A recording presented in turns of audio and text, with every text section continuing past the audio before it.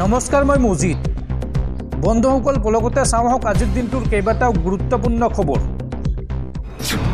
প্ৰথমটো খবৰ দুদিনীয়া ভ্ৰমণসূচীৰে অসমত উপস্থিত দেশৰ প্ৰধানমন্ত্ৰী নৰেন্দ্ৰ মোদী জুমৰ বিনন্দিনী আৰু এডভান্টেজ আসাম 2.0 উপলক্ষে অসমত উপস্থিত দেশৰ প্ৰধানমন্ত্ৰী নৰেন্দ্ৰ মোদী আৰু প্ৰধানমন্ত্ৰী নৰেন্দ্ৰ মোদীৰ উপস্থিতিত সৰুসজাই ক্ৰীড়া প্ৰকল্পত জুমৰ বিনন্দিনীয়ে গঢ়িলে বিশ্ব অভিলেখ আৰু এই বৃহৎ আয়োজনৰ বাবে মুখ্যমন্ত্ৰীক ধন্যবাদ প্ৰধানমন্ত্ৰী মোদীৰ লগতে এই মঞ্চৰ পৰা অসমৰ বাবে 10টা বৃহৎ ঘোষণা কৰিলে প্ৰধানমন্ত্ৰী নৰেন্দ্ৰ মোদীয়ে কি ঘোষণা কৰিছে চাওক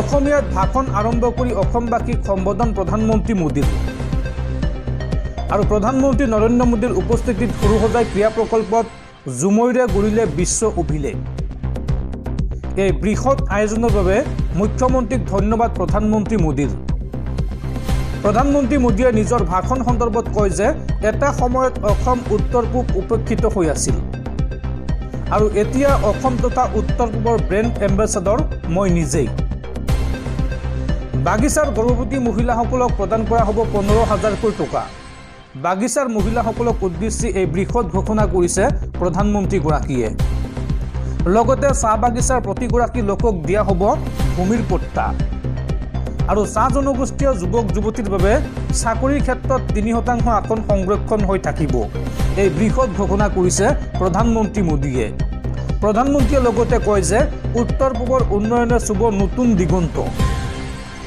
আৰু আজিৰ এই নৃত্য অৰ্থাৎ জুমৰ বিনন্দিনীৰ যি বিশ্ব অভিলেখৰ নৃত্য এই নৃত্য চাবলৈ সমগ্ৰ বিশ্বই অপেক্ষাৰত হৈ আছিল এই মন্তব্য কৰে প্ৰধানমন্ত্ৰী মোদীয়ে আৰু মঞ্চত মাদল বজাই এই অনুষ্ঠানৰ শুভাৰম্ভণি কৰে দেশৰ প্ৰধানমন্ত্ৰী নৰেন্দ্ৰ মোদীয়ে পৰৱৰ্তী খবৰ দেশৰ কোটি কোটি কৃষকলৈ ভাল খবৰ কৃষকসকলৰ বেংক একাউণ্টত সোমাইছে পিএম কিষাণ সন্মান নিধিৰ 19 নং কিস্তিৰ ধন প্ৰধানমন্ত্ৰী নৰেন্দ্ৰ মোদীৰ এটা ক্লিকতে মুকলি হ'ল দেশৰ কৃষকসকলৰ বাবে পিএম কিষাণ সন্মান নিধিৰ 19 নং কিস্তি এই নতুন তালিকা মতে দেশৰ কোটি কোটি কৃষকে লাভ কৰিছে 19 নম্বৰ কিস্তি আৰু বাদ পৰিল লাখ লাখ ভুৱা হিতাধিকাৰী এতিয়াই পৰীক্ষা কৰক আপোনাৰ বেংক একাউণ্ট যে আপোনাৰ একাউণ্টত সোমাইছে নে নাই এই টকা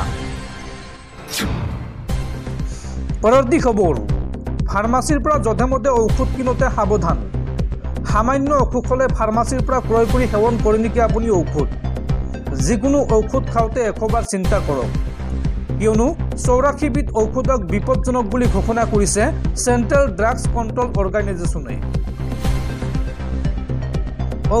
ঔষধৰ নামত দেশৰ জনতাই বা ৰাইজে খাইছে বৰবিষ দেশৰ প্ৰচলিত 84 বিধ ঔষধৰ ব্যৱহাৰে বিপদ মাতিব পাৰে আপোনাক যিকোনো দৰৱ খাওঁতে আপুনি 10 বাৰকৈ চিন্তা কৰক বজাৰৰ পৰা প্ৰত্যাহাৰ হ'ব গেষ্ট্ৰিক পেইন কিলাৰ কোলেষ্ট্ৰল নিয়ন্ত্ৰণ ডায়েবেটিছকে ধৰি বহু দৰৱ অতি নিম্নমানৰ দৰৱ ৰপ্তানিতো নিষেধাজ্ঞা কেন্দ্ৰীয় সংস্থান এনে বিপদজনক ঔষধ প্ৰচলনৰ বিৰুদ্ধে কঠোৰ হৈছে কেন্দ্ৰ চিকিৎসাত ব্যৱহাৰ হোৱা দেশৰ বহুকেইটা জীৱনদায়ী ঔষধৰ নাই কোনো গুণগত মান চেণ্ট্ৰেল ড্ৰাগছ কণ্ট্ৰল অৰ্গেনাইজেশ্যনৰ প্ৰতিবেদনত প্ৰকাশ পাইছে এই ভয়ংকৰ তথ্য এনেসমূহ ঔষধত ভেজালকৰণ কৰা হৈছে বুলি উত্থাপিত হৈছে অভিযোগ দৰ্শকসকল আৰু বহুতো গুৰুত্বপূৰ্ণ খবৰ আছে তাৰ আগতে আপোনাক জনাও যে যদি আপুনি এতিয়ালৈকে এইটো ভিডিঅ'ত লাইক কৰা নাই তেন্তে এতিয়াই ভিডিঅ'টোত লাইক কৰি দিয়ক আৰু এনেকুৱা ধৰণৰ ভিডিঅ'সমূহ নিতৌ চাবলৈ চেনেলটো ছাবস্ক্ৰাইব কৰি কাষত থকা বেল আইকনটো প্ৰেছ কৰি ৰাখক পৰৱৰ্তী খবৰ হজৰত মহম্মদক অপমান কৰা সকল সাৱধান আদালতে আৰক্ষীক দিলে গ্ৰেপ্তাৰ কৰাৰ নিৰ্দেশ ইছলামক আঘাত হনা ঘটনাৰ বাবে জিতেন্দ্ৰ নাৰায়ণ ত্যাগীক গ্ৰেপ্তাৰ কৰাৰ নিৰ্দেশ আদালতৰ ৰেহাই নাপাব হজৰত মহম্মদক অপমান কৰা নেতাই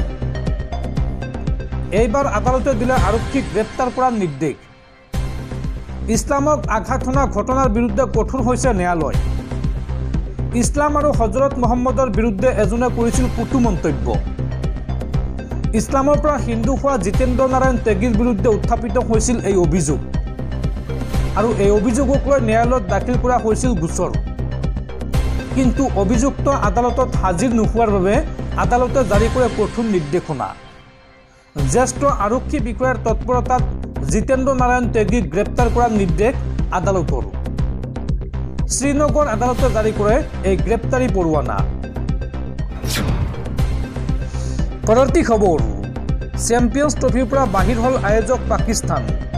বাংলাদেশক নিউজিলেণ্ডে পৰাস্ত কৰাত ছেমিৰ দৌৰৰ পৰা বাহিৰ হ'ল পাকিস্তান। এতিয়া মাত্ৰ আনুষ্ঠানিকতাৰ বাবেহে বাংলাদেশৰ বিৰুদ্ধে খেলিব পাকিস্তানে। পৰৱৰ্তী খবৰ, দেশত পুনৰ সংঘটিত হৈছে আন এক ভয়ংকৰ পথ দুৰ্ঘটনা। এই ভয়ংকৰ পথ দুৰ্ঘটনাত থিতাতে মৃত্যু হৈছে 7জনকৈ লোকৰ। লগতে সংকটজনক অৱস্থাত চিকিৎসালয়ত ভৰ্তি কৰোৱা হৈছে আন 3জনক। পুনৰ দেশ জোকাৰি যোৱা ভয়ংকৰ পথ দুৰ্ঘটনা। এই ভয়ংকৰ দুৰ্ঘটনাত একেলগে 7জন লোকৰ কৰুণ মৃত্যু হৈছে আৰু সংকটজনক অৱস্থাত আন 3জনক চিকিৎসালয়ত ভৰ্তি কৰোৱা হৈছে। ট্ৰাক আৰু অটোৰ মাজত মুখামুখি সংঘৰ্ষৰ ফলত এই দুৰ্ঘটনা সংঘটিত হয়। দুৰ্ঘটনাৰ ফলত দলঙৰ পৰা তলত পৰি যায় 2খন বাহন। অটোখনত আছিল 10জনকৈ শ্ৰমিক। বিহাৰৰ পাটনাত সংঘটিত হৈছে এই শোকাবহ দুৰ্ঘটনা।